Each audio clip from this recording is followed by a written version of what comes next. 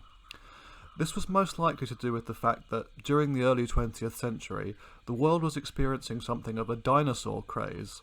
Polaris then goes on to discuss just how recent and evolved the fauna and flora are in the Congo. I don't think we really need to prove that the racism of the time clouded people's perceptions of other nations and regions, but Polaris must believe that the idea of an unchanging environment is what fuels belief in a dinosaur-like creature's existence today. And he states that it is what caused the thought that a sauropod could live in any wild area of Africa. People latched onto the idea that any wild region in Africa might be home to living relatives of Brontosaurus or Diplodocus. This view derives from a naive, colonialist attitude that saw Africa as the dark continent, a place that had hardly changed since the time of the dinosaurs and represented a real version of Conan Doyle's Lost World novel. Aside from the fact that many theories rely specifically on evolution in a changing environment, this doesn't disprove the sightings of the time either. Firstly, as many do when relying on the dino craze theory, he seems to ignore the print found in the 18th century, and the first relations of the creature to Hagenbeck, so as dino craze theory still works. The 1909 Hagenbeck sighting had the dinosaur identification given after hearing indigenous stories. They were not claiming dinosaurs were real until someone told them that's what it was. In the same vein, someone cannot make a fake report of a dinosaur track before the word dinosaur or a knowledge of their existence even existed. Don't ignore these early reports. Just because the early 20th century was the first time it was equated to a dinosaur doesn't mean it was the first sighting. When it came into focus isn't when it came into existence, especially considering the dino craze lines up with the post-Scramble for Africa explorations. But I will discuss those historical events later. For now, just take away that correlation does not equal causation. This leads him to assume that, since there were various preconceived notions at the time, that every report would then be a fabrication. While bias does play a role in how one approaches a topic and presents the information regarding it, there's a difference between framing and straight up lying. Take that Redmond fellow from earlier. I indicated his bias of disliking creationists affected his report, but I never claimed that he lied. I think he was telling the truth when he said he hadn't seen the creature and that people had told him they personally believed it to be spiritual. I also believe he wasn't looking very hard and took any amount of people he could find to back up his view as confirmation bias. In the same way, I do not believe those infatuated with dinosaurs or cryptozoology are lying about their own numbers and journeys despite a potential lingering bias. Even Roy P. Mackal touched on this point as seen in the book Mysterious Creatures. Quote, I admit that my own views are tinged with some romanticism, but certainly not to the extent that I would endure extreme hardship, even risk my life, to pursue a dream with no basis in reality. I also find it strange that if this was a fad for people who like dinosaurs, why are the indigenous people the ones with the clear stories while the expeditions typically only see bumps in the water? If they have clearer stories due to living near it, that would make sense, but it is not a very good fad if you ask me when those not a part of it are doing the best at it. Yet this craze lasted over 100 years despite this? It just seems implausible. On the topic of fads and early reports, he also mentions that the original sightings were in Zambia, Rhodesia, and South Africa, not the Congo or Cameroon, basically claiming that those who were a part of the fad saw Africa rather than the actual region, and is now saying your sightings are in the wrong place. It is important to note that all of these accounts derive from Zambia, Rhodesia, and South Africa, not the Congo or Cameroon, the regions where the Mokéle-mbêmbe is said to frequent. Well, the first sighting in the 1700s was in the western Congo, while the 1909 one was in Rhodesia, with rumors mentioned in the Congo and Central Africa, in addition from 3 other informants who also heard rumors. So overall, it was at least 75% Congo, making the Congo more common. Therefore, whatever point Polaris was trying to make here is moot, and the facts he presents are half false. As for the related dark continent theory, well, this has similar problems. Aside from the footprint coming from before the word dinosaur even existed, thus having no relation to the primitive view of the continent, it similarly does not discount every report of the creature just because there were a few preconceived notions, especially when those native to the region were describing it without knowing what dinosaurs are yet. And it is just as disparaging to dismiss what the people who live there say. It was an Adam Davies that said in relation to the creature, "Never dismiss tribal accounts on the basis of they must be talking tosh because they're tribal. That's not right, and it's actually disrespectful." Yes, it is or looks like a dinosaur, but that isn't because of the primitive perspective of the time. Bigfoot is a big monkey. It doesn't mean it stemmed from a classification of North Americans as unevolved apes. It's not quite the same, but the point is the dark continent attribution is only made because it is convenient, when plenty of other cryptids and animals could be given similar attributions. I'm not saying that there wasn't a connection made at the time, but it's jumping the gun to say this perspective that not all held and lasted for only a limited time could explain all the sightings, footprints, animal hides, and changes in the behavior of local fauna. Given what we talked about earlier with the cherry-picked description of the beast, it should come as no surprise that the one report he narrates in full is that of the 1913 recounting, with both one horn and the creature being of small stature, the only report of such nature. Another significant report comes from the writings of Captain Ludwig Freiherr von Stein zur Lausnitz, sorry about the pronunciation once again, who was ordered to conduct a survey of the German colonies in what is now Cameroon in 1913. This obviously has the same problems as the description from earlier. He then goes on to discuss the famous 1966 footprint photograph by French wildlife photographer Atelier Yvon Riedel. The footprint in question bears no resemblance to those of sauropods known from fossil trackways. Really?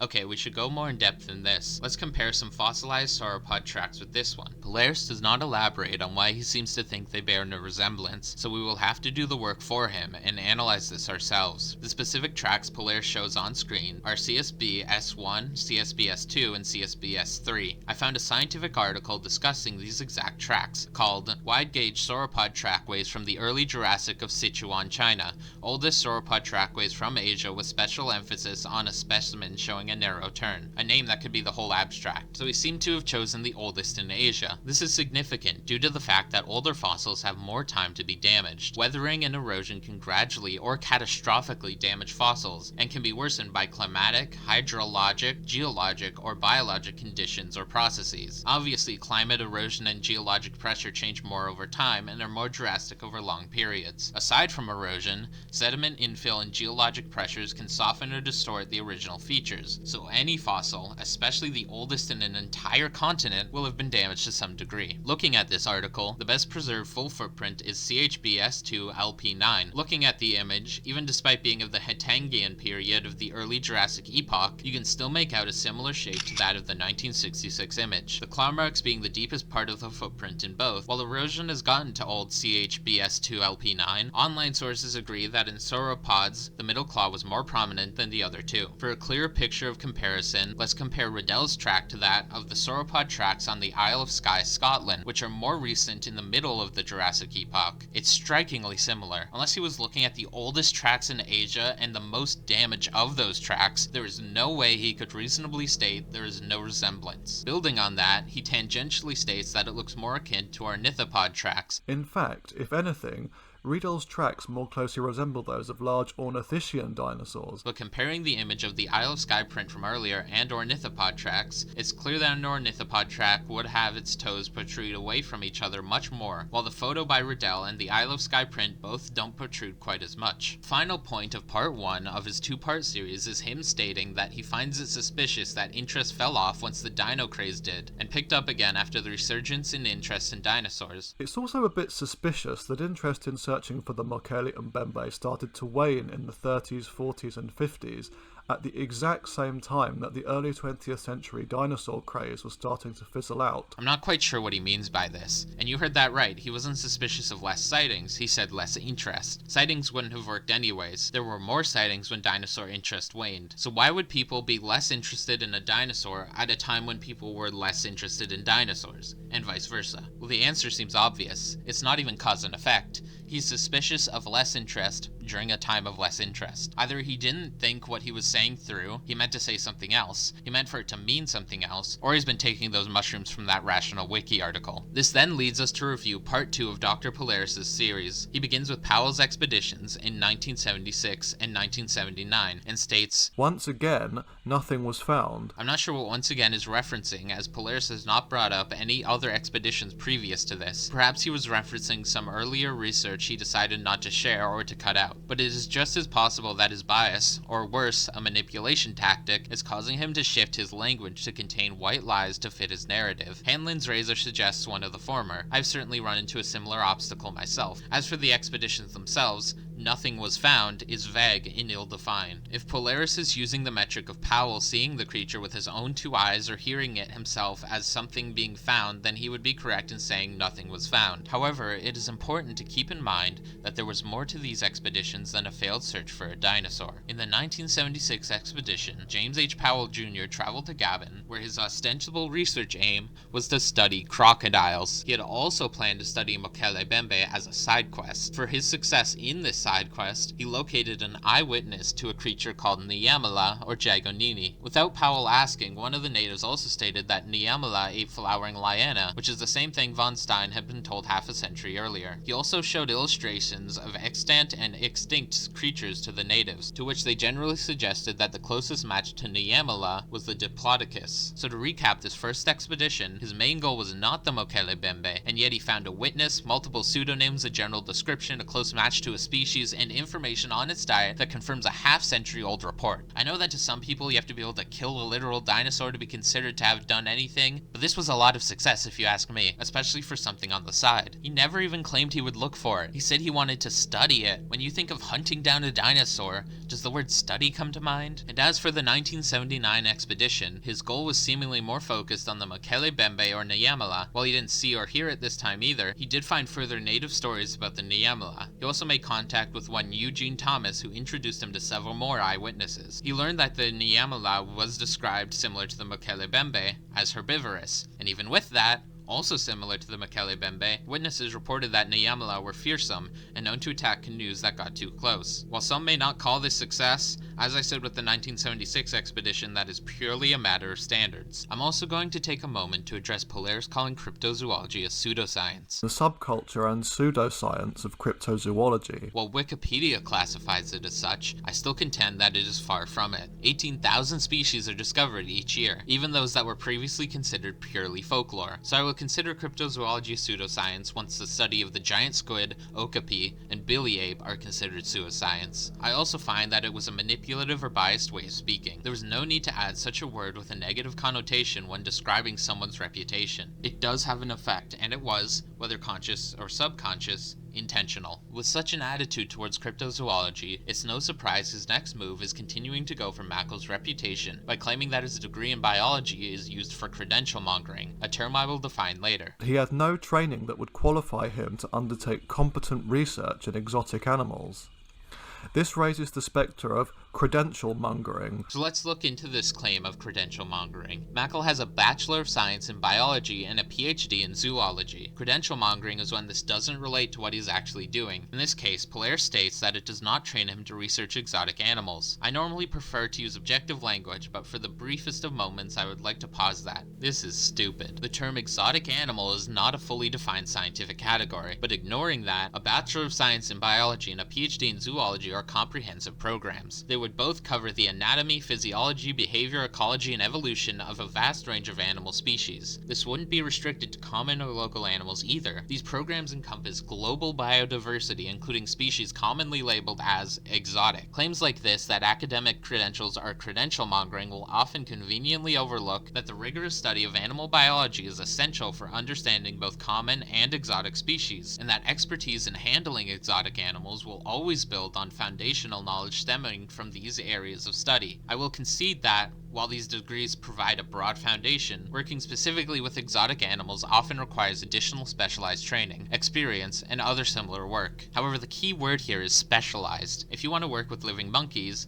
you take a course or apprenticeship for that. So I now ask Dr. Polaris, aside from the foundations in biology one would need, what specialized training could be done to prepare someone for a live dinosaur? If you have any courses or live specimens I could apprentice with, can you email me the details? Thanks. Polaris next describes the native people identifying the sauropod when asked to point to the Mokéle-mbêmbe in a book of animals. Again, informants invariably pointed to a picture of a sauropod when shown pictures of various animals to which the Mokéle-mbêmbe might be compared. While the statement itself is just describing what is said in the report, the text on screen is not. Polaris writes, "Doesn't it look like these locals are just messing about?" alongside an image of what is described with the natives and gibbons. What Polaris wrote here is extremely subjective. I could just as easily say that the guy in the jersey is leaning in with interest, or point to the fact that not a single person in this photo is avoiding eye contact. That's actually more objective than what Polaris did, but overall there's no way to determine this without a body language expert, and most body language is through motion and video rather than photos. Still, eye contact and facial expressions are typically the areas that need to be looked at when nothing else can be, and their faces are all a mix of relaxed and focused. Relaxed because there's no visible muscle strain, and focused due to the eye contact thing I mentioned. It's just common knowledge that liars avoid eye contact rather than lean in or over someone's shoulder for a better look. Again, while this is a more objective analysis than the one in the video, it is by no means a comprehensive one, and being more objective than what is seen on screen is still a low bar to cross. He later shows the image again focusing on someone with a slight smile, presumably indicating that he believes this proves his previous point. The muscles could be construed as having moved on the dimples and or cheeks, which would indicate that the smile is not part of his resting expression. However, this is ever so slight and could simply indicate a slightly uplifted mood, or is just pareidolia and is in fact a resting expression. The camera does not have the resolution to capture such a thing accurately, and the difference between nothing of interest, a slight fascination, and a malicious, maniacal internal laughter cannot be distinguished with just this photo. Polaris knows this, which is why he relegated it to a quick text blurb on screen rather than saying it himself. Maybe he genuinely thought this biased subjective opinion was interesting enough to include, but not enough to actually speak. Maybe he knew he was lying and had no proof, thus putting it in a place where he wouldn't have to explain himself. Again, Hanlon's razor says the former, but if that's the case, Polaris needs to evaluate the subconscious influence on his actions. And if not, then he needs to stop bashing other people's credibility, because if these aren't mistakes, they're manipulative. This brings us to his statement about gibbons believing what these natives told him. Polaris seems to think it's based on a racial belief that they are pure noble savages. The fact that the locals may have been playing up to these funny foreign visitors is never acknowledged, with Mokéle treating his informants as if they were pure, noble savages incapable of telling lies. Now that seems contradictory, but I think he's insinuating Gibbons is basing his belief of the creature on racist ideology that views the locals more as an idea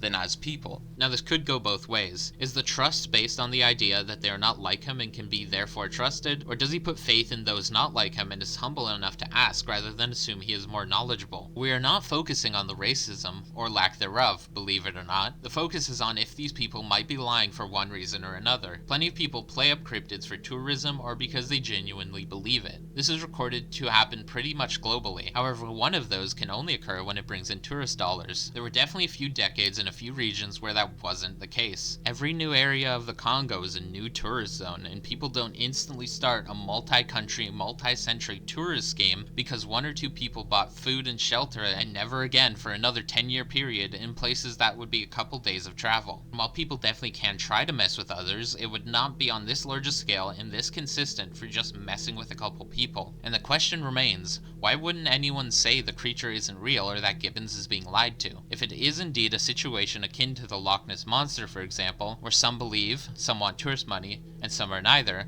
then where are the people calling hogwash? The thing is, no one would tell a foreigner to Australia that platypus aren't real, no matter how weird they are. A platypus? I will talk more on general sighting credibility later. Polaris then talks about the definition of Mokéle-mbêmbe being rainbow, before immediately claiming it means rhino. I'm not sure if he noticed the contradiction. In the story he recounts, it is stated that the villagers would not change their definition of the creature until they were threatened with guns. So this sounds like the one we discussed before. It is important to keep in mind all of this excerpt is paraphrased. I I heard another report of the President Kakongo of the Apina district of the Mokéle region stating it meant rainbow. Mokéle did not threaten him with a gun, but did state his crew were in possession of them at the time. It is possible these reports are one and the same due to paraphrasing and assumptions. The parallels and lack of evidence for this version suggests that to be the case. This excerpt about the president actually came to my attention from the next skeptic we will be reviewing. Many names have cropped up in other languages and regions describing the same creature. Possible equivalents include the Nyamala, Jagonini, Kikuru, Zuji, Mibilintu, Amali, Mokéle-mbêmbe, and Chipekwe. The name does not make the creature, especially when it has over 7 different names describing the same thing. If it can be accurately described in all these different places, then it is the creature, not the name, that makes it real. As for the implications of Mokéle's methods, well, once again, this is a paraphrased passage and I can find no evidence of guns being used specifically to threaten people. Sure, they had guns, and maybe it can be assumed they made insinuations in their frustration, but there is no evidence for this, and it sounds like it could be a misunderstanding about homonyms or polysemous words, which can sometimes be far more common in other languages. The most aggressive Mokéle got in the presidential encounter, should these be one and the same, which they likely are, was when he asked how they hit a rainbow with spears and how a rainbow was a herbivore. He never said anything along the lines of, "No, you listen to me. We were here last time, and you told us that was the word for sauropod, monster." He only asked a question about why they would describe a rainbow as a herbivore that can be stabbed. And in this encounter, despite what the clip in Polaris' video insinuates, There's actually a story in Roy Mackle's Living Dinosaur where he says they go to a village and they say, "Now, we know that you people here know of the Mokéle-mbêmbe." They say, "Yes, that's our word for rainbow." I said, No, that's your word for sauropod dinosaur, like Brontosaurus. No, it's our word for rainbow. It was not the whole village saying this, it was just one person. In no part of this book did Mokéle act in the way described. This encounter and the description Polaris is referencing are nothing alike in terms of what Mokéle actually did here, and in either case, no one claimed the creature isn't real, just that there was a possible language barrier, but obviously this isn't being referenced in the case of the creature's credibility. Mokéle's credibility is obviously important, as it would shift the view on how his information came to be, should what Polaris referenced be true. However, the accusations, as far as I can tell, are made-up lies that never happened, and this audio Polaris found is the only place I find it referenced in this manner. That would be a highly specific thing to happen twice in the same book, and right now the parallels are too great for me to consider this as anything but lies built off the original report. Polaris then recounts the same point about the Aka people, where I will then refer you back to the fact that I have had to mention twice before that Mokéle-mbêmbe is used as a generic term in this language and does not reference a specific creature, but more of a category of creatures that rhinoceros and Mokéle-mbêmbe both fall into. He then does the rhino theory again, using the evidence we have already reviewed, so for the sake of avoiding redundancy, I will move on to his next point. That point being that cryptozoologists' methods and interpretations are not consistent with mainstream scientific opinion. He also talks about creationists, but if you can't tell by the tone of this video, I don't like the creationist ideology, nor do I think it applies here, and I think every point Polaris made on creationists is valid, such as the creature should exist being an example of evolution rather than whatever the creationists are trying to prove. So about those mainstream scientific opinions, as you can maybe guess, he did not provide any examples. What methods or interpretations that are incorrect is unknown, but we can wager a guess. In terms of interpretations, he probably is latching on to his rhino theory and believes that eyewitness testimony is useless. Let's stop for a moment. 100,000 people have seen Bigfoot. 600 people witnessed the Roswell incident. If I was heading up a murder investigation and ignored 600 or 100,000 witnesses, I would be fired on the spot. The description of the Mokéle-mbêmbe is fairly consistent, save for a few different ways of describing a possible nasal crest. I know science isn't a murder investigation, but it should at least hold up in court, which is to say the logic should make sense. And if mainstream science is illogical, then I don't care what methods they use. That's all I'll say on the subject in the interest of not over-analyzing semantics, but I request Polaris to provide examples next time. Speaking of science, Polaris discusses evolution next when talking about the creationists. He states that sauropods were not adapted to water. I've already given my proof as to why this is false, but I certainly agree more evolution is required for it to be as aquatic as is stated via witnesses and shown via footprint proximity to water. In a more sweeping statement, he states that not a single shred of credible evidence exists to prove the creature by anyone. I will talk about credible evidence later because there is a lot to talk about, but no physical pieces of Mokéle-mbêmbe body have been brought outside Africa if that is what he is referring to. Same deal with the videos and photographs, where I will do a more thorough analysis later in the video. There's too much evidence Polaris dismissed without review for me to cover in this analysis alone. There is one video he does not gloss over. the 1992 Japanese film team. He states what others have concluded but provides no evidence, so it would be more appropriate to review this footage with someone who actually cares to provide such reasoning. Therefore, I will save the 92 film for a later section dedicated to such evidence, but as far as Polaris goes, I must once again state that he provided no backing to his point. To build this no evidence claim, he points out how both the Mokéle-mbêmbe expedition and the Monster Quest team didn't find any hard evidence. With Monster Quest, he questions the lack of follow-up, and I am inclined to agree. Every piece of evidence they find contains the potential to hold proof of something, but they never seem to check. Taking a hard turn into playground insults, he declares that only crazy people and cranks are still seriously looking for it. There is one thing we can truly be certain of. There are no sauropod dinosaurs living in the Congo. The only people seriously looking for the Mokéle-mbêmbe today fall into three categories: creationists, cryptozoologist cranks, and wealthy eccentrics. Now, I understand the frustration that comes with trying to explain things to an idiot. Flat earthers, for example, routinely ignore evidence and try to come up with some different, intricate reason why the government is hiding an ice wall around the Earth, or that the 24-hour sun video with both flat earthers and scientists present was faked. However, it is highly insulting to throw away all reasoning for immature jibes. I have debunked every single thing said here with good logic and reasoning. Biased research, fabrications, and lack of evidence show up routinely throughout this two-part series. And after all that, Polaris has the audacity to call these scientists the ones with the crackpot theories. Look, I enjoy this series and respect the research and time taken into taking this endeavor at least half seriously, but I have to draw the line. It constantly baffles me how in the cryptozoological field people lose all respect for their fellow human beings and prefer to spend time belittling rather than reasoning. I left out quite a lot of insinuating tones and remarks that occurred throughout Polaris's videos before and after saying this, but even without that, 2/3 of part 2 is spent talking about Powell, Mackle, and cryptozoology in general instead of the Mokéle-mbêmbe, while the rest is spent narrating and making theories about rhinos. It's all well and good to want to analyze credibility,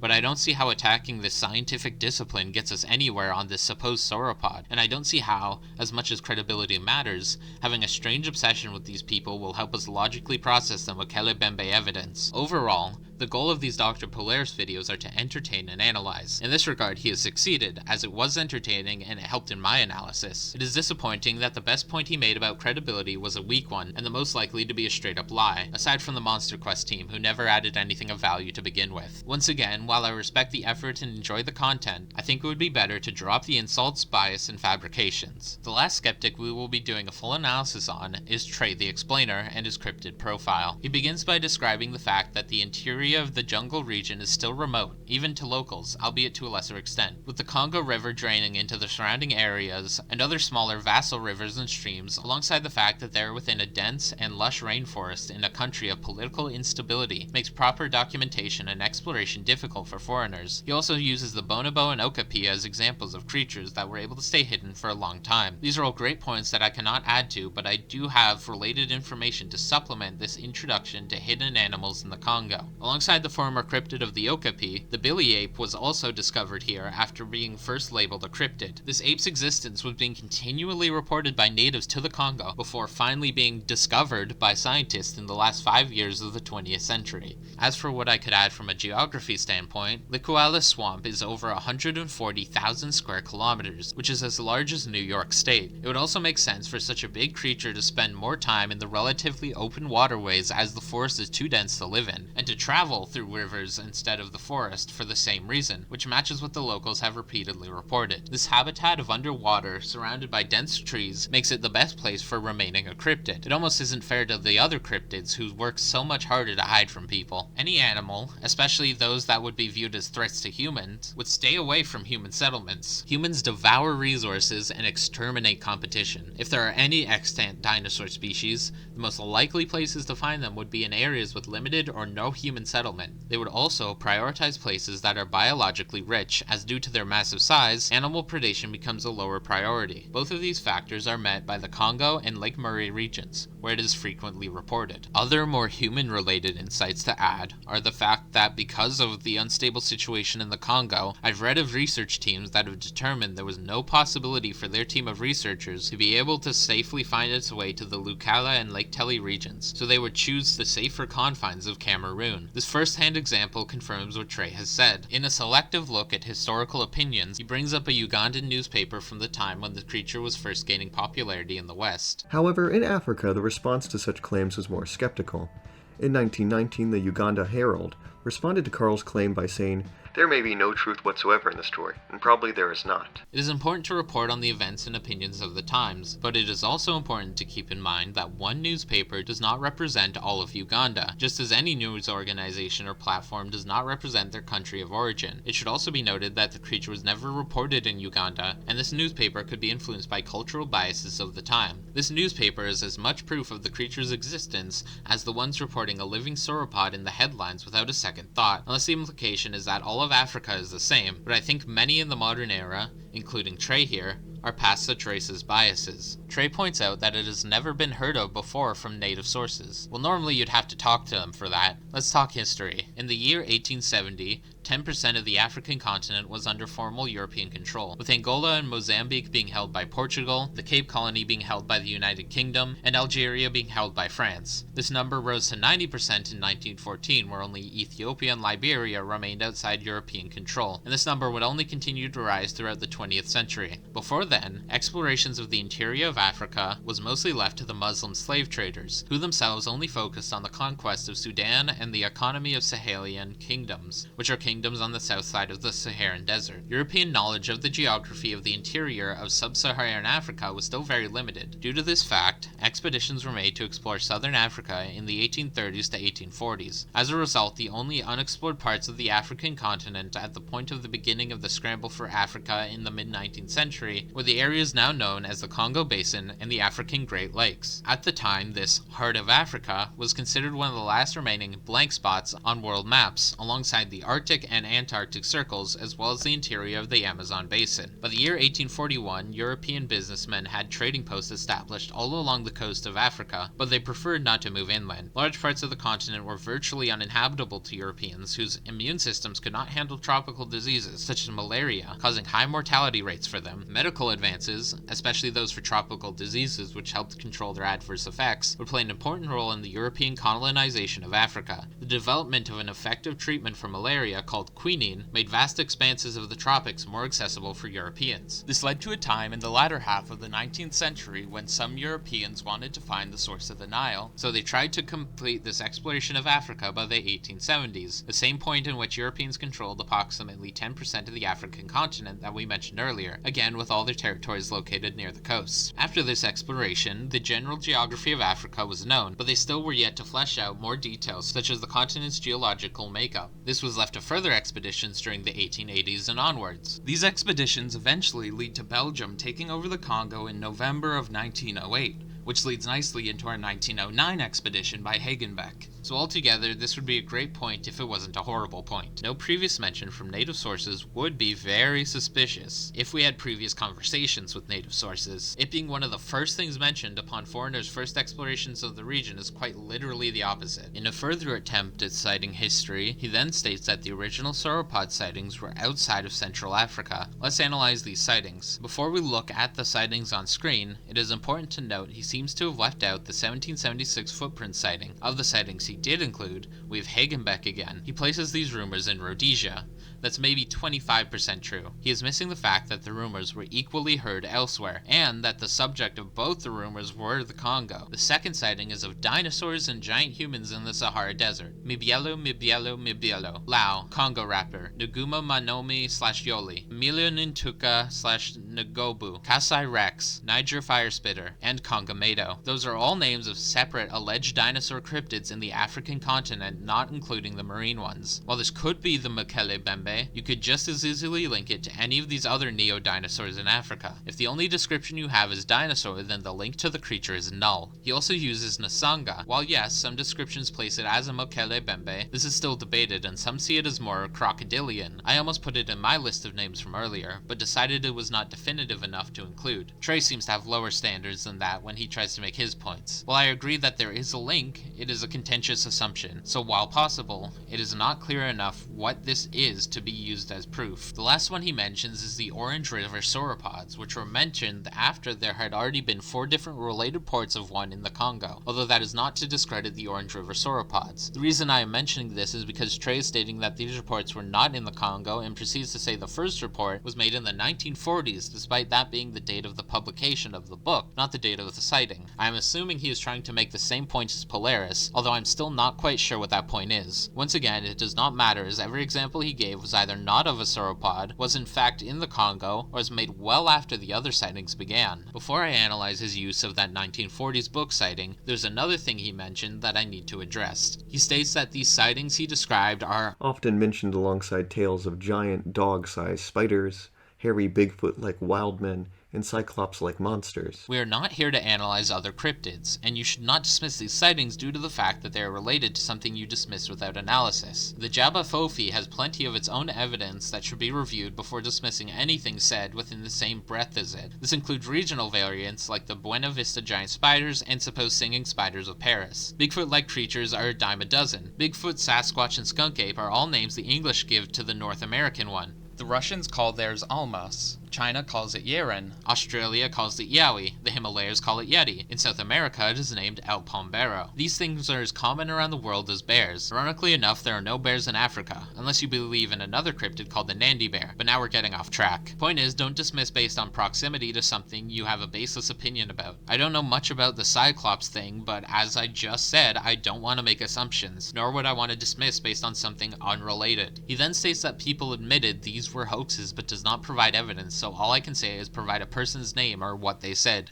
And it should be no surprise that many of these reports were admitted to be the product of hoaxing after the fact. Literally any sort of backing would be an improvement. So for that 1940s book, it describes a very particular sighting. I'm betting some of you have already guessed which one it is, given what we reviewed with Polaris. That's right, it's the only sighting that describes a horn on a small creature, the one from 1913. To be fair to Trey, this is the first sighting. Actually, scratch that, it's the third, at least to Europeans. He, however, presented it as the first. To his credit, he did mention 1909 and 1776, despite the fact that he counts neither. I would bring up Hanlon's razor again to analyze his reasoning, but I'm not sure if there's anything that separates the sighting he calls first from our other 2 stories that could contribute to any reasoning. The one relaying this was on location at the time, but so was the 1776 sighting. Was it because it described the creature rather than a footprint? No, the 1909 one covered that multiple times. The best I can say is that an inherent bias is subconsciously leaking through in Trey's research, but the complete lack of differentiation between this and previous sightings makes his declaration of this as the first sighting highly suspicious, considering this is the only report of a short creature with a horn. I wish I could use Hanlon's razor again, but I just don't see the logic. It's an accident at best and manipulation at worst. He proceeds to do the same thing as before with this sighting by stating it was mentioned alongside Yeti and sea serpents. Mentioned alongside the Yeti and sea serpents,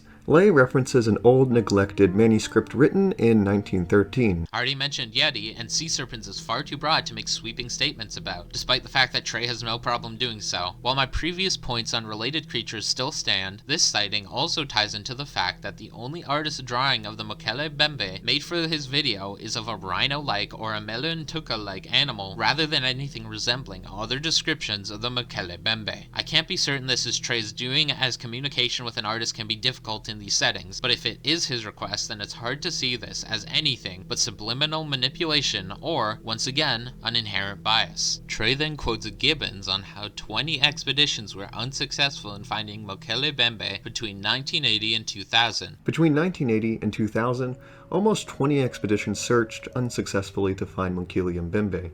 According to creationist William Gibbons, this is quite specific. A 20-year period for a cryptid with a century of non-stop activity is what he decided to quote. In addition to that, 4 expeditions claimed to have seen it, and 4 other sightings were reported in just this time period. This does reveal something about these expeditions. In all of them, some problem inevitably arises. One expedition reported that it took 4 days of preparation and 3 days of walking while almost getting lost, even with local guides. This cryptid is not just hard to find due to hiding underwater and behind trees. trees. This cryptid is hard to get to. It's amazing that even with this, I found lists totaling over 55 reports and sightings that claim to have seen the thing, recorded its call, taken a photo of it, taken a video of it, seen it up close, and photographed its prints. I wouldn't be able to say 20 expeditions were unsuccessful in finding Mokéle-mbêmbe between those years without lying. Just because it's difficult to go to Mars doesn't mean it doesn't exist. However, the logic Trey presents seems to suggest that something hard to reach can't possibly be real. He then goes on to claim there are so many cracks in the story that it completely shatters. I think when one puts on a more skeptical and scrupulous eye,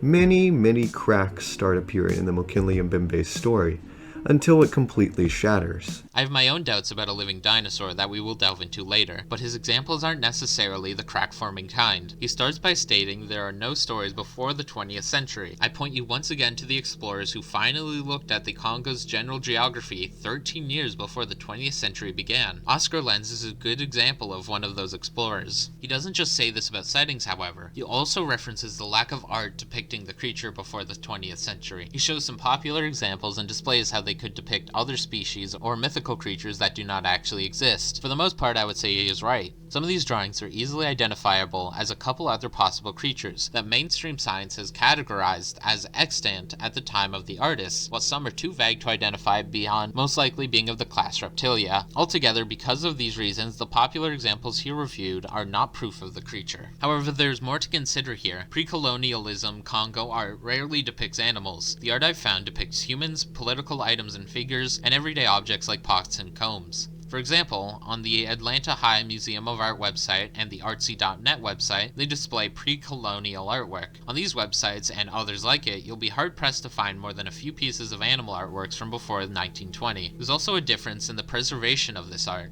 These were among the last indigenous people Europeans had left to make contact with. Everywhere else, there was more time to observe, record, and categorize. There was also more time for institutions focused on archaeology and preservation, such as the Smithsonian, to develop. It should also be noticed that in places such as North America, religious assimilation was prioritized, while in the Congo, resource exploitation was prioritized, which allowed looting to occur. The regime of King Leopold II was one of the most brutal in history, being one of the regimes to participate in human zoos. Such brutality allowed art and everything else to be looted, destroyed, or recontextualized under colonial narratives. On the topic of destruction of art, the Congo's humid tropical climate would and has accelerated the decay of most items used for art, such as wooden sculptures, textiles, and other organic materials. This includes cave paintings. Much rock art has been found across the world in open-air contexts, and arid regions tend to aid in better preservation. The high humidity, rain, and vegetation growth common to the Congo erodes and/or covers cave art over time. Due to this reason, there is also less viable rock to make the art on in the first place. A mobile hunter-gatherer society may have also contributed to less cave art. So altogether,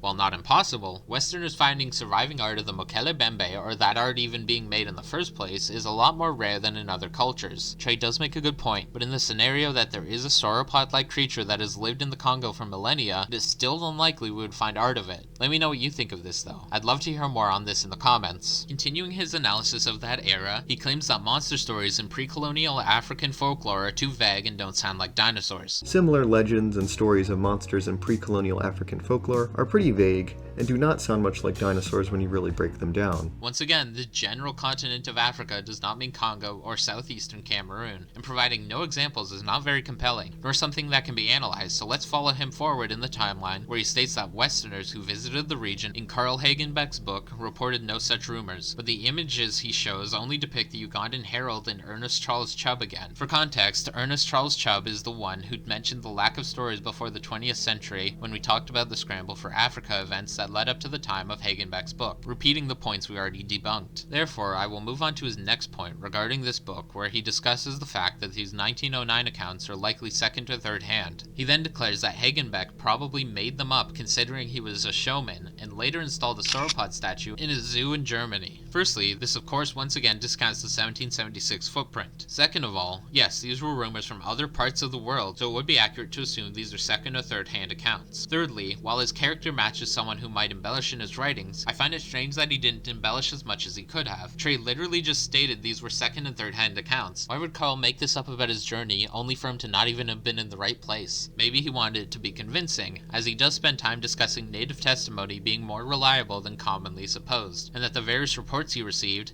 including mentions of cavern drawings, all seem to corroborate each other. However, I don't think someone not being racist for once is really an attack on their integrity. He is right after all that natives are more reliable than was thought at the time. I also think that if he made these people up, as Trey seems to have suggested, then he would spend time trying to convince the reader they exist, rather than spending time convincing the reader that these reports he received are reliable and connected. No one in the modern day is arguing they aren't reliable or connected. As Trey here has demonstrated, most people think the whole thing to be fabricated entirely. At the time, Hagenbeck didn't think to write about such an occurrence. Occam's razor says that the reason is because it didn't cross his mind. You might think omission is simpler, but then why not omit the part about the connections and reliability? Why not talk about Englishmen who saw it instead? Hagenbeck seems to spend most of his time convincing the reader of the reliability of natives, so why not make the source someone Europeans of the time already find reliable? If he is making it all up, the creative liberties are endless. The non-existent people theory just doesn't add up in this context. The ironic part is Trey then talks about historical context. Specifically, his next point is the dino craze we've already discussed. Hagenbeck was almost certainly taking advantage of an early 20th century dinosaur craze that was sweeping the globe at the time.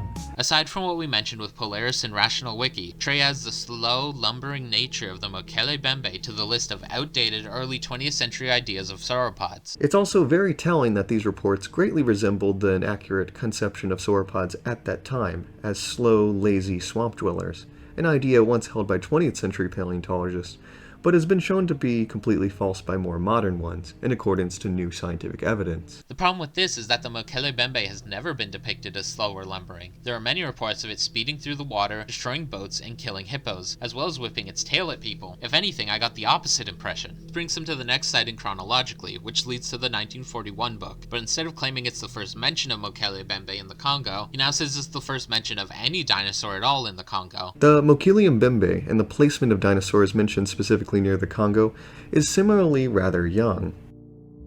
We first hear about it in 1941 through Willy Lay's Exotic Zoology. I made it clear I do not wish to jump to other cryptids in this video. Such tangents can become discombobulated and cluttered fast. However, this claim is categorically untrue for not just neo-dinosaurs but the Mokéle-mbêmbe itself, as I've proven already. The 1913 manuscript the 1941 book mentions is his next focus. This part explains why Trey keeps referencing to 1941 instead of 1913. For context, the book is called Willy Lay's Exotic Zoology. The original 1913 manuscript is lost. The old 1913 manuscript first mentioning Mokéle-mbêmbe appears to be lost. Or more accurately, was never published. Thus Trey immediately assumes Willy Lay made it up or mistranslated it. Where is it today? How do we know if Willy Lay translated it correctly?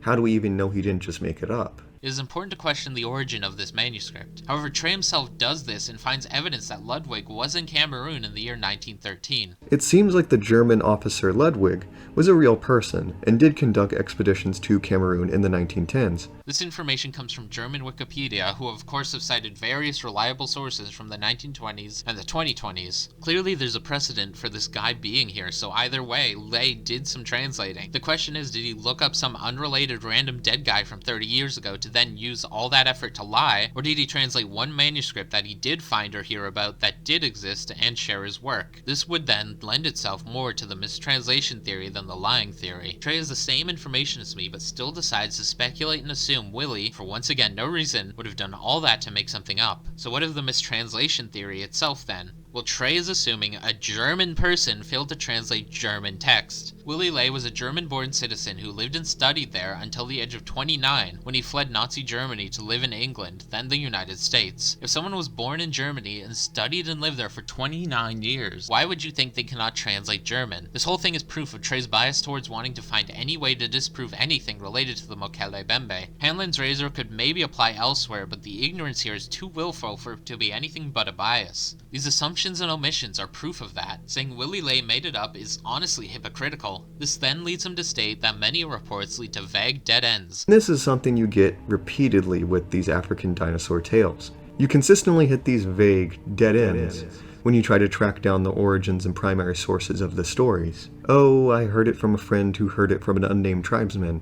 or I read it and translated it from a report which is unfortunately now lost. Identifying specific native people can be difficult as many do not have names that can be looked up in a database or located on a map. Even so, we do have plenty of names that aren't dead ends. Telecommunications engineer Robert Lahard, east of Wesso on the Sangha River between 1924 and 1933. Zoologist Ivan T. Sanderson, Mamfa Pool, West Africa, 1932. Firmin Mozamelli, Likwala-o-Herb River, 1935. The commander of Army Security for Brazzaville at the time, Mwasi Poso. Apina and Apenda, 1948. Douala Security Officer A.S. Array, Lake Barombi, MBO, Averbuk, 1949. Fisherman Mateka Pascal, Lake Telly, 1980. Nicholas Mondongo, Upper Likwala-o-Herb River, between Mokengi and Bandeko, 1960s. Chief of Air Force Operations and Logistics, Colonel Emmanuel Mazidzedi, near Itanga, 1961. J.M. Lefebvre of Pretoria, Northwestern Democratic Republic of the Congo, July 1963. Imfondo teacher David Mbemlo, Likwala-o-Herb River, upstream from Apina, 1978. Baka tracker Andre Gislin, Ndongo Marshes, 1980s. Tracker Janvier Bombi, Boomba River, 2005. Missionary Paul Olin, Republic of the Congo side of the Sangha River, 10th of January 2006. Benjamin Lomo, Boomba River, 2008. Baka fisherman Norbert Naga, 2012. These are not only names but locations and occupations. These don't seem like dead ends to me. While some reports are based on rumors, if you actually look into these sightings and relay an accurate percentage of information, the reports mostly consist of plentiful information on the source. Trey seems to have labeled all sightings as consistently the same as those few that he cherry-picked. The other option is that he disregards any report after the initial 3 or so, but when he speaks, he references it as African dinosaur tales. This is something you get repeatedly with these African dinosaur tales. So it's almost purposefully broad so as to discredit even more. This once again shows either bias and willful ignorance or manipulation and lies. Before we even get to the next section, he's been giving chapter headers throughout the video, and the next one is called It's All in the Name. It's all in the name.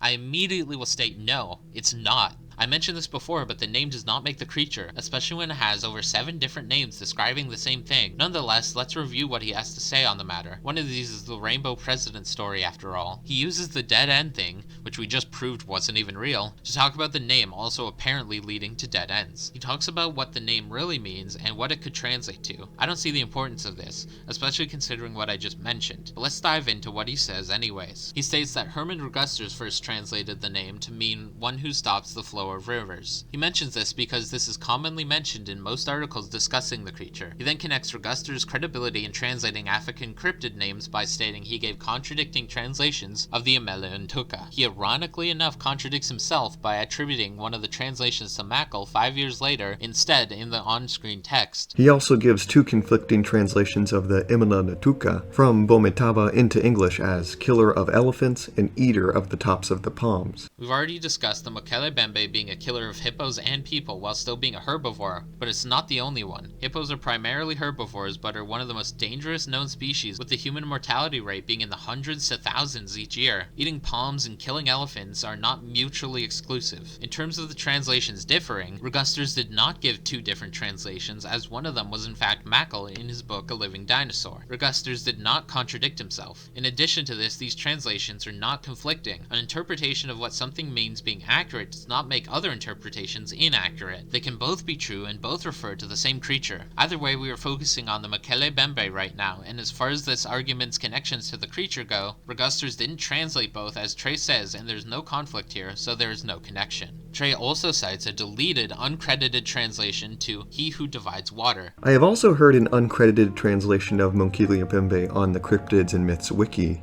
as He Who Divides the Waters, which sounds suspiciously similar to a quote from the Bible. This is very similar to the common translation and without a source, so it is most likely paraphrasing, but Trey decides to use this as evidence that it is related to the Bible. This may sound a lot like the creationist arguments, but that's exactly why Trey brings it up. I've stated it before, but there's an obsession with belittling people. Why would he reach for a deleted, uncredited source to try and make some flimsy connection to the Bible? He would instead look at the cryptid in front of him. Skeptics seem to think insulting people discredits an animal's existence. It's very strange and dividing. This causes attempts to find any way to connect this creature with people they don't like and call it proof. I don't like the creationists either, but this is ridiculous. An extremely dubious made-up translation is not proof of anything. All this talk of names of course leads into the President Kakongo story. As I've stated, asking rhetorical questions is not shady dealings, as Trey puts it. In Mackle's reports, such shady dealings are not uncommon. It should be noted that the president was said to have smiled before stating the rainbow thing. While this could obviously be nothing, it does suggest he might have been teasing or messing with Mackle before being called out, or before the matter was brought up more seriously. Of course, this is speculative, and should not be considered as definitive evidence, but it adds another layer to the context that Trey overlooks. The closest he gets to being shady is when his security guard is conciliatorily asking for cooperation, before being more threatening. Asking for cooperation is not the same as demanding someone change their statement. Mackle's actions here are not shady. The term cooperation is vague, and Trey never elaborates on what his request actually pertains to, despite sounding more damning than the presidential story. This leads me to believe they were pleading for a place to stay or food. There's plenty of cooperative actions that someone could try to pacify, then threaten someone into doing. It's unfortunate that we don't have the full passage, but the burden of proof here falls to Trey, who introduced the claim without providing context, and the fact that it was text on a screen rather than something explicitly talked about speaks volumes. While I only suggested speculations, it helps outline Trey's lack of context, which isn't any more valid. Another example he shares is of Roy Mackle considering not sharing medical supplies, but once again, we do not know what the word cooperate means in this context, and the quote shown on screen never even mentions Mackle saying anything to the villagers. It only references a conversation with a team member named Gene who disagreed with him. That isn't a threat, but again, I don't have access to the passage while Trey does, and Trey picked out this exact part of it, so unless he gives more context, there's no actual reason to believe he threatened to not share his medicine in this way. When analyzing Mackle's work, Trey accuses him of using selective evidence and ignoring parts he doesn't like, but Mackle himself explicitly mentioned in his book that some tribes either didn't know the word or translated it differently. This directly contradicts Trey's claim that Mackle disregarded certain evidence. This entire analysis of Mackle is riddled with selectivity and double standards. Trey accuses Mackle of coercion and suppression of evidence, yet also claims that the expeditions found nothing. So they coerced people into finding nothing? He concludes with Roy Mackle by recapping his rainbow argument, where he speculates that the word was complete gibberish. The word Mokéle-mbêmbe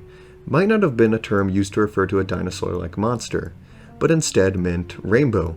Or maybe it meant nothing at all, and was just a bunch of gibberish in the Lingala language. Once again, Trey gives no source and wildly speculates. These baseless assumptions prove nothing. Trey does say he could be wrong as the language is hard to translate and poorly understood, and that there could be local or regional variations. I've mentioned this very point before, and it's a credit to Trey for looking at reasoning that may contradict him, and for showing humility, more than I've seen from our previous skeptics. Trey then says that when cryptozoologists make claim of natives having nothing to gain from giving this information, and make claims of identifying and or drawing dinosaurs despite having no contact with the outside world, they are wrong. He argues that people in the region have been exposed to comic books, television shows, and other media depicting dinosaurs, and refutes the notion that they are primitive or isolated from modern knowledge. He uses a recent example of someone from a Congo village stating he saw a dinosaur on TV. Though his identification was wrong, it was of the same clade, and was a real dinosaur name. Trey states that information about dinosaurs has been disseminating across the whole of Africa for almost a century. The key word is almost. There are claims of this from before television and comics even existed. Congolese tribes didn't have the printing press at this point either because, once again, late contact by those who made the printing press and focus on pilfering over infrastructure by the Belgian ruler of the time. While they do have access to what Trey is describing in the 2000s, they did not when exact descriptions of dinosaurs first surfaced. On the subject of native identification, he gives an example of someone interpreting Mokéle-mbêmbe as a reference to a rhino. I don't have the documentary on hand, but this is the only report of such a nature mentioned in the video, and given Trey's thorough research, I assume this is the only recorded identification of this nature, making it the same one the others have reviewed. In this case, he once again omits key context. In Aka culture, the name can refer to any large unknown creature, including rhinos and sauropods, as we've established. His analysis of supposed local opinions naturally leads to Redmond's spiritual claims. I'm sure a few people said that, but as I've indicated previously, we don't know how many, and plenty of people attach spiritual beliefs to things that do exist. There's a shape-shifting harbinger of messages in Lakota culture. This creature is also known by the name crow or raven. I will not discount this culture's belief, but there are those who would, and I ask such people, do ravens no longer exist because of it? Trey continues his points on native knowledge by discussing how they would have had many visitors over the years about this this, and thus time to prepare. So there have been a little over 50 expeditions where their mission, or at least part of it, was about the Mokéle-mbêmbe. There are 250 different tribes in the Congo, and 150 in just the Congo basin. While I'm sure the tribes have communicated and more than one tribe was visited for some or most of the expeditions, they have not had a constant flow of visitors as Trey makes it out to be. Trey next chooses to describe native drawings of the creature as unimpressive and useless, which begs the question, why is this the evidence he chose to highlight? Focusing on evidence he himself admits isn't useful, while ignoring more detailed and credible eyewitness accounts, weakens his argument rather than strengthening it. It shows bias when he cherry-picks accounts like this. He also seems to be missing the point.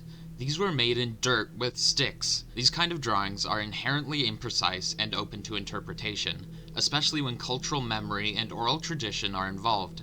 What matters more is the overall consistency across hundreds of independent reports, not a few ambiguous sketches. Showing only vague, outlier evidence seems to be a pattern with these skeptics, and only serves to hurt their credibility. Trey then of course revisits the horn he believes exists, stating it must have been removed in later retellings. This is simply restating the rhino theory, which we already know to be false. Following that, he attempts to rebut the argument that the Congolese people have nothing to gain. Trey says that people come in and buy translators, lodging, food, and local guides. I totally agree that they have something to gain. However, though it is an incentive to some, that does not immediately paint multiple cultures of people as liars. And once again, I point to the fact that 150 distinct tribes live in the Congo basin. Some have been visited more than once, sure, but how many are raking in the 15,000 visitors the Mossman Festival gets? His next chapter is titled, "Pretty Much All the Researchers Are Weirdos," with an accompanying air horn noise.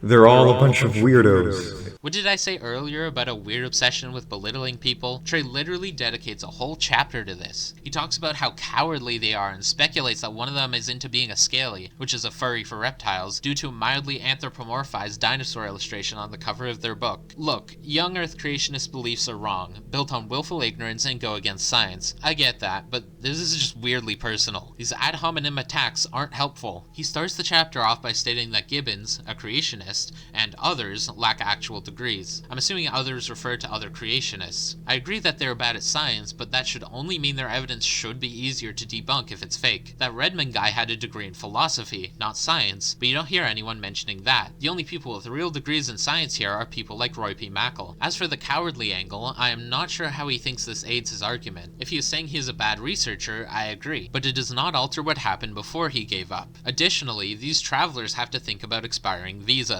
If anything, these difficulties underscore how impressive the level of evidence is, considering the personal and environmental hurdles these expeditions face. One such piece of evidence is the 1966 photo, which Trey displays on screen next, while stating that the plaster was random impressions. The plaster footprints taken on one of these expeditions has been looked at by actual paleontologists, who have easily debunked them as not looking anything like a sauropod track, or any dinosaur track for that matter, and more likely just being random natural impressions in the dirt. This is the one time Trey's research falters. Earlier in the video, he labeled it a photo by Herman Regusters from 1981. Other pieces of evidence on these trips have been recovered, such as footprints and sounds. But this is the 1966 Riddell photo. In 1981, Regusters took a plaster cast. Therefore, I will assume the photo of the footprint is a mistake and analyze Regusters' cast. Trey cites paleontologists but nothing more specific, so without a source or the cast themselves, I cannot comment on the matter. The other piece of media he touches on is the 1992 footage, which he describes as blurry and possibly just a canoe. I will save this for the dedicated analysis on it later. He also asks questions such as, where are they hiding? Why is there no evidence for them? Where are the bones or scales? Especially with warlords and illegal trade in the country. Well, you clearly know where the reports stated the sightings occur. No evidence is just plain false. There's evidence you don't like, but it's still there nonetheless. We obviously don't have the claimed hide, but Regusters reported finding and retrieving droppings. And as for warlords, how exactly does that make it easier? If anything, armed conflict blocking access to lakes and rivers makes searching harder, not simpler. As for illegal trade, it's mostly bushmeat, and only a handful of animal species are trafficked. Now regarding bones, I've seen people ask why we don't have fossils, since we have fossils of sauropods. Let's do a comparison. Looking at Brontosaurus, which the creature closely resembles, finding more fossils of dinosaurs is not as easy as people make it out to be. People assume fossils are easy to find and plentiful way too much in cryptozoology. Brontosaurus yanapin, for example, only has one confirmed fossil that I could find called holotape Tate 001, a species with a single fossil, one fossil away from nothing for all time, and this was in Wyoming. Specifically Morrison Formation Bertha Quarry in Albany County, Wyoming, an area far more accessible than in the Congo, with most expeditions not being archaeological ones in a dangerous, war-torn nation blocked by dense jungle and a lake to hide under where remains could sink and decompose, with most of the Loango region remaining unexplored. It would be practically impossible. Imagine hacking through thick vines and waist-high water while searching for a tiny fragment of bone, most of which have already decayed or been buried under meters of soil. For another example, Brontosaurus parvus only has 3, holotype CM566, BYU 1252-18531, and UW 15556. Mokéle-mbêmbe is, in all likelihood, one species. It does not represent all sauropods ever, so comparing all sauropod fossils to it is misleading, especially when a species of Brontosaurus had hundreds of million years to fossilize, while the Mokéle-mbêmbe is still waiting to rot. And no, I'm not bringing up the coelacanth. Lastly, Trey argues that it's a stretch to call it a sauropod based on vague details, but I'll address this in more depth later. Overall, of these skeptics, Trey the explainer's points are the most stable sounding at first, but upon further evaluation are loosely related and based on biased assumptions and key omissions. While his research and reasoning is better than that of Polaris and miles ahead of Rational Wiki, he still falls short of proving that, as he states, wasting any more thought on finding a Mokéle-mbêmbe or some other kind of living dinosaur is a fool's errand. Let's quickly cover the last of the skeptical arguments I've seen so we cover our bases. Some take the name One Who Stops the Flow of Rivers as mythical instead of a name. I don't understand this because I could call a beaver that. It doesn't make it a god. I think this is just indicative that folks need to stop misinterpreting the names people indigenous to an area give. Others assume the creature has a frill or comb, which, like the horn theory, only appears in 1 or 2 isolated reports. Hardly a reliable feature. Regarding the argument that locals are capitalizing on Mokéle-mbêmbe for tourism, it's important to note, just as I mentioned earlier with Polaris, that there are many different names for the creature. From a marketing perspective, having multiple names would be disadvantageous, making it harder to promote a single, unified legend. Also, since I've discussed it a lot in regards to these skeptics, if you find I might be exhibiting inherent bias, tell me where and or when in the comments. Okay, so the skeptics' points weren't great, but there's still plenty of problems with the idea that this creature exists or is an extant species of dinosaur. Let's talk about evidence. The only full narration in this video will be that of the killing of the Mokéle-mbêmbe. For the few other reports I will go over, I will summarize the important parts. If you want more information, I, as always, put my sources in the description. On to the tale of humans killing a dinosaur, which I will paraphrase due to the combining of 3 sources into one cohesive story. This story occurred in 1959. Give or take a year. A Mokéle-mbêmbe had been entering Lake Teli and bothering the local tribe that fished there. The tribe decided in order to keep the Mokéle-mbêmbe out of the lake, they would erect a barrier to keep it from entering through the molibo or waterways that it liked to enter from. They had cut trees about 15 centimeters or 6 inches in diameter and trimmed the branches and sharpened each to a point. These stakes were driven into the bottom of the molibo. At least one Mokéle-mbêmbe was seen attempting to get through this barrier,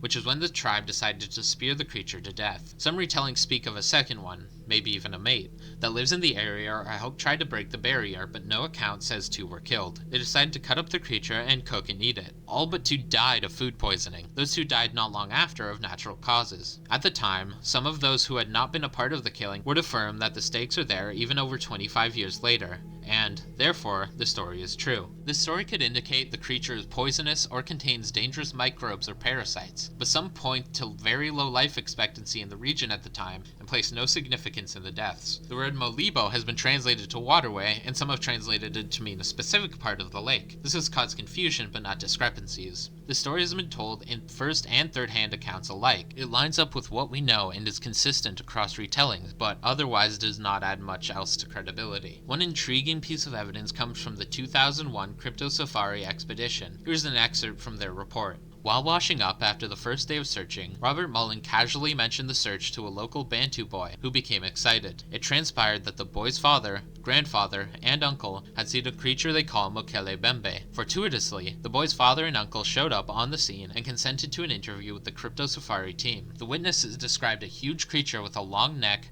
massive body, and a rather indignant temperament, which manifested itself when the beast was disturbed. Having brought a manual of illustrations of a variety of wildlife from around the globe, the team asked the interviewees to identify the animals they had seen, should they be depicted in the manual. By now there was a crowd of individuals from a nearby village completing their evening ablutions by the river. The villagers gathered around to see what was going on. The crypto safari team separated the witnesses and asked the villagers to wait, as they had some animals they wanted to have identified. As the witnesses thumbed through the pages, they correctly identified African animals, but were completely baffled by pictures of North American animals. The investigators were rather surprised to see that the witnesses completely overlooked the illustration in Dr. Roy P. Mackle's book, which depicts a size comparison between a small sauropod and a person, but said nothing. When the witnesses saw an illustration of Brachiosaurus and Diplodocuses, they became excited and cried out, "Mokéle-mbêmbe! Mokéle-mbêmbe!" The villagers had not seen the manual, and when researchers called over small groups of 2 or 3 villagers, they were again asked to identify the animal known as Mokéle-mbêmbe. Again, they bypassed Mackle's illustration, and consistently identified the Brachiosaur and Diplodocus as the Mokéle-mbêmbe. After rigorous questioning and a variety of controlled tests and questions, the witnesses and villagers remained unshaken in their belief that the 2 animals which had been supposedly extinct for 65 million years best depicted the creature they call the Mokéle-mbêmbe. During their sojourn in southern Cameroon, the investigators spoke to dozens of individuals from villages who identified the large 2 dinosaurs as either the Mokéle-mbêmbe in the Lingala language or Lekele-mbêmbe in Baka language. This expedition occurred in 2001. This really goes against the rehearsed idea Trey peddled. It also is strange due to the fact that many sightings say it was a smaller sauropod. However, these estimations were done on half-submerged animals, and sightings obscured by foliage and large trees, and some sightings did put its neck and head alone at 5 meters, and some have even identified it with a Diplodocus previous to this. As for that 1776 sighting, it was by a French priest named Abbé Levain Bonaventure Poiriat. The print was described as with claws, about 3 feet in circumference. The distance between the footprints measured 7 to 8 feet. The arrangement of the impressions indicate that the animal is walking. There are not many creatures with 3 claws with prints 3 feet in circumference. Rhinos are the closest, but certainly could not be described as claws. There is an outline sketch someone made of their sighting. Herman Reguster received a Mokéle-mbêmbe sighting report from Colonel Emmanuel Mosedzi, Chief of Air Force Operations and Logistics, after his arrival in Brazzaville. Mosedzi told him that in his youth some 20 years beforehand, he accompanied a safari from Tonga which came across an unfamiliar animal in the forest. This was his sketch. It has very little details, but it is rare to see imagery associated with reports, which is why I included it. A colonel who is a chief of Air Force Operation and Logistics is also not likely to go out of his way to lie. In fact, multiple sightings have something like this. Mokéle-mbêmbe reports come from a teacher, a security guard, a security officer, a forestry officer, a German military captain, a commander of army security, and all that is on top of the colonel who is chief of Air Force Operations and Logistics. High-ranking military officials don't make false reports for fun. Before I move on from specifics in these reports, I would like to share one last piece of a report. This pertains more to cryptozoology and zoological photography as a whole than just the Mokéle-mbêmbe. Someone by the name of J.M. Lefebvre stated that they had a camera during their sighting, but didn't take a photo because it simply never crossed their mind, and even if it had, the haze and distance would have made it pointless. People frequently mock Herman Reguster's photograph for being indistinct, yet the same critics also condemn witnesses for not taking pictures at all. In reality, there are valid reasons why capturing a clear photo isn't as easy as it sounds. Low-quality cameras struggle in foggy or hazy conditions, especially at a distance. Additionally, the fight-or-flight response doesn't include calmly reaching for a camera. When someone is caught off guard, snapping a photo isn't their first instinct. And in terms of general credibility, the hippos missing from the range of the creature mean they cannot be misidentified hippos, and it means something is scaring these hippos away, which is scarier still considering how ferocious hippos are. It should be noted that Lauren Coleman, Ivan Sanderson, Roy Mackle, and Bernard Heuvelmans all believe it, or at least took interest in it. If this many people in the field believe and have even seen it, then there's more to it than a bunch of lies for tourism. Something regarding the small number of sightings compared to other cryptids is that all information comes from foreigners, so expeditions are the only source of sightings. Even still, these expeditions receive or themselves have multiple sightings on average. In addition to this, the area the cryptid lives in has a relatively sparse population. As for Herman Reguster's audio, I will refer you to Crash Course Cryptozoology's video analyzing it. Basically, it could have been a crocodile. Doesn't mean it was, but it's a strong match. Also made a video on the 1992 Japanese footage, but I think we should go more in depth with this one. Crash Course concluded that it could not have been a canoe and was most likely a swimming elephant. I agree that the shape fits, and elephants are certainly excellent swimmers, but I have one problem. The scientific article about how well sauropods swam also included a section about elephants. I researched videos of elephants swimming to double check, and only the top of their head appears above the water. When they put their trunk up for air, it's only the tip of the trunk. While an elephant might be able to get more of its body over the water, that is not how they typically swim. This isn't definitive either way, so this footage should be marked as unable to be of use until further notice.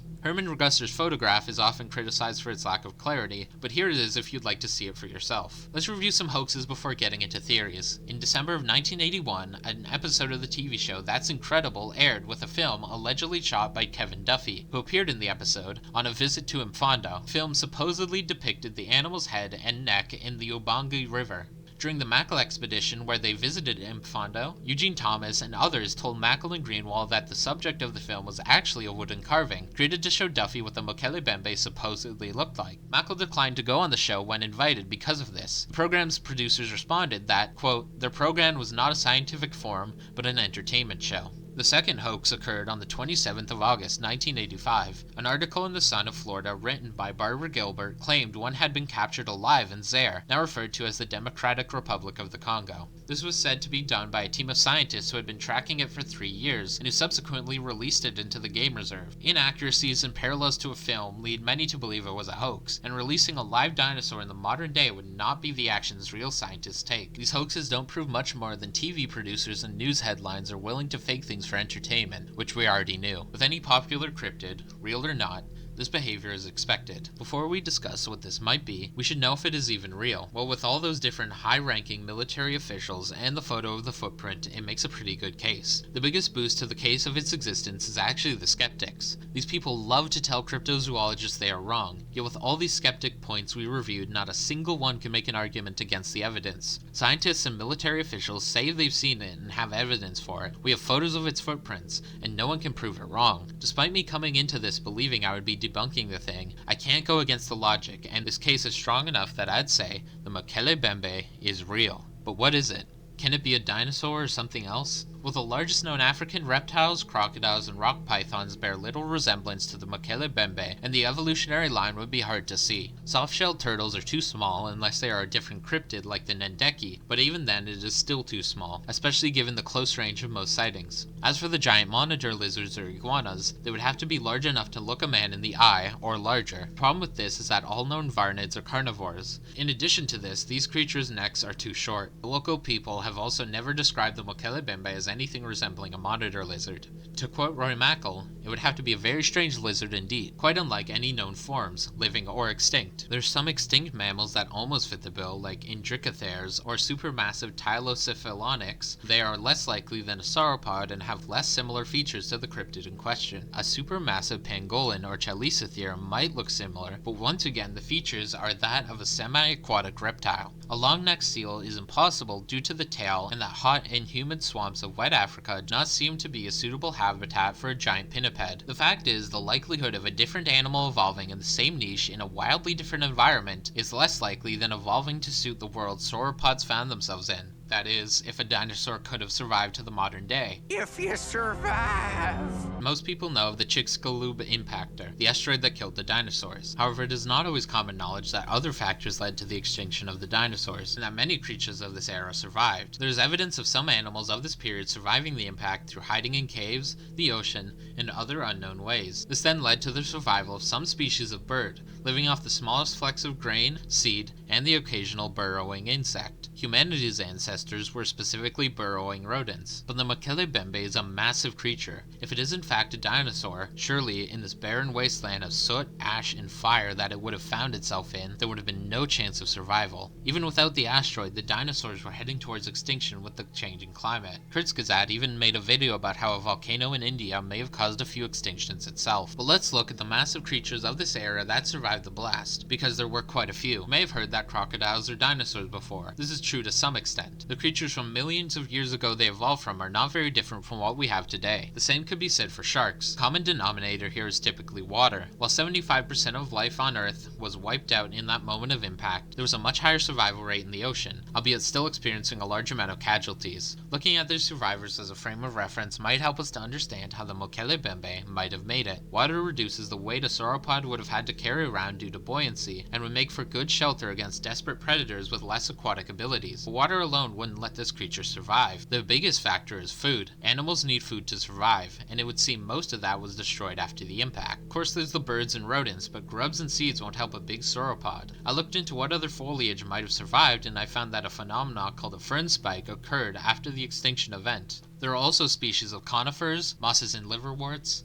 fungi, and weedy angiosperms that survived. These plants were either too small or out of range of a sauropod, so let's focus on the possibility of ferns and a bit of those weedy angiosperms. Ferns are considered something called a pioneer species. Basically means that ferns are among the first plants to colonize areas after a disaster, such as a volcanic eruption or asteroid impact. The spores they use to reproduce are much smaller and more easily spread by wind than seeds from flowering plants. After such a disaster, ferns had little competition, and given that they flourish in nutrient-poor soil that forms after environmental disasters, a fern spike should not come as a surprise. Although plentiful, you might be wondering how this relates to sauropods. Ferns are garbage as a food source. They lack seeds, fruits, and complex starches, making them less calorie dense than flowering plants. They have high fiber and low digestible carbohydrates, which can be difficult to extract nutrients from for many animals. While Mesozoic plant groups such as ferns and certain gymnosperms individually have lower concentrations of readily available nutrients compared to modern, lush, high-protein forage, they could yield enough fermentable energy when consumed in large quantities. This has been tested in multiple studies. One I found was called Determination of the In Vitro Gas Production and Potential Feed Value of Olive, Mulberry, and Sour Orange Tree Leaves. But could sauropods have taken advantage of this? And another problem arises when we include the fact that this type of vegetation's fibrous and sometimes leathery nature also makes them harder to chew and digest. Animals that could break down fibrous plants would have an advantage, such as early mammals with strong molars. But sauropods are not mammals with strong molars. What part of this could they have possibly used to survive? Well, we must first understand sauropod physiology before making any conclusions as to whether or not this strategy could play a large part in their diet. Many researchers suggest that sauropods had relatively low metabolic rates for their size, which would reduce their overall energy needs per kilogram, with some series suggesting tachymetabolic endothermy or something similar. Sauropods are known to have relatively simple dental batteries and minimal chewing capability. They relied on their digestive tracts instead. Modern hindgut fermenters, such as horses, elephants, rhinos, etc., work a lot like sauropods did. Instead of relying on teeth to break down food, the sauropods would rely on rapid food ingestion followed by extensive gut fermentation chambers. These extremely long, specialized digestive tracts with enormous gut volume allowed them to process huge amounts of plant matter and break down tough,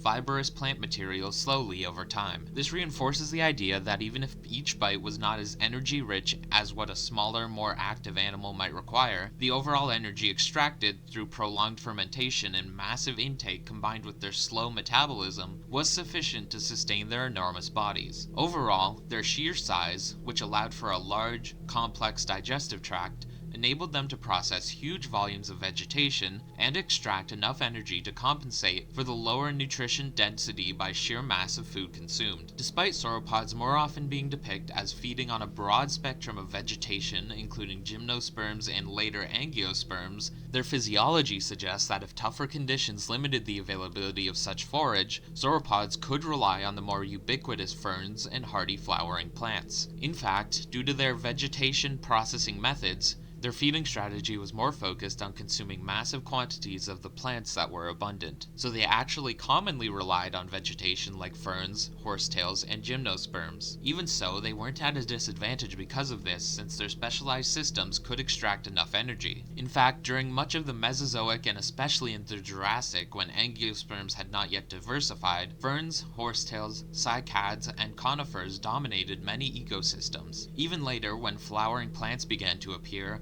many of the species that could colonize disturbed and/or poor quality soils were hardy and opportunistic. When there was a lot of environmental stress, like drought or after other disturbances, these more resilient plant groups would often form a large part of the available vegetation. This means sauropods likely were already used to frequently having to rely on this type of vegetation. With this information, sauropods could sustain themselves on ferns and hardier flowering plants until the ecosystem began to recover, and historically and biologically speaking, they likely did. Afterwards, they simply adapted to the changing environment. There is another source of nutrition sauropods could have relied on after the KPG extinction event, one that ties into the reports and sightings even more. Strangely enough, mud could be a good source of nutrition. The practice of animals eating mud is called geophagia. While not mechanical like true gastric filter feeding, geophagia acts more like a chemical form of internal filtration. We know sauropods had gastroliths with compositions consistent with mineral-rich soils,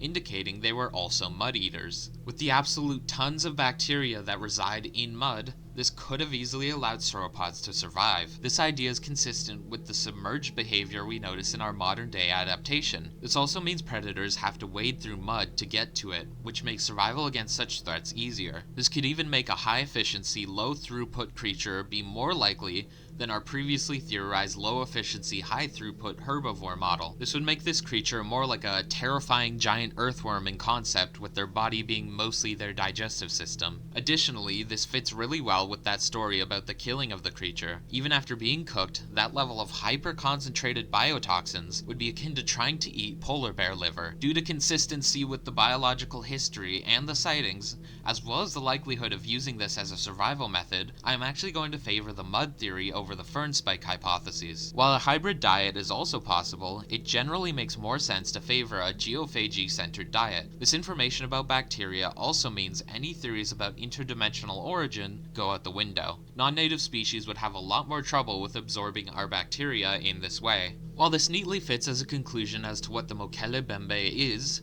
I would like to look at another piece of evidence that has come to my attention. This is supposed evidence of Mokéle-mbêmbe in South America, caught on satellite imagery. At the coordinates 5.357251 and negative 60.709490 on Google Earth, you will see the image. At first glance, it depicts the creature in question, and at 15 meters, it seems to match the length closely enough. Given that South America split from Africa long before the asteroid impact, this would have to be convergent evolution or convergent adaptation. The image itself is very blurry, which is expected for a satellite photo of a moving animal. Asking for features and details is absurd and unrealistic. Therefore, this cannot be admitted as solid evidence at this time, although the claim exists and you can check the image yourself if you're interested. In moments like these, I think about the nature of all this, both the creature and the people. To quote Hamlet, "There are more things in heaven and earth than are dreamt in your philosophy."